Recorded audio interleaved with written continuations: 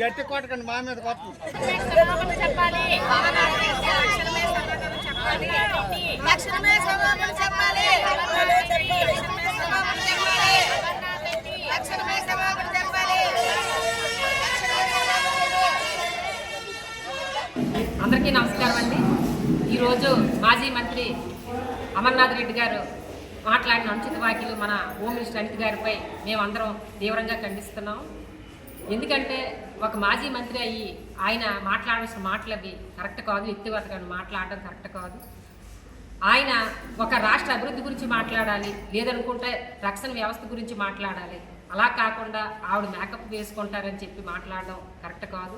అయినా ఆవిడే మనకు చక్కగా కట్టుబొట్టు కూడా ఎంతో చక్కగా ఉంటుంది, పెద్దల పట్ల గౌరవంగా ఉంటారు. అలాంటి ఆవిడ్ని ఈరోజు ఆయన వ్యక్తిగతంగా విమర్శిస్తూ, అంతేకాకుండా ఆవిడని విమర్శించడమే కాకుండా రాష్ట్రంలో ఉన్న మహిళలందరినీ కూడా విమర్శించేటట్లు ఈరోజు ఆయన వ్యాఖ్యలు ఉన్నాయి.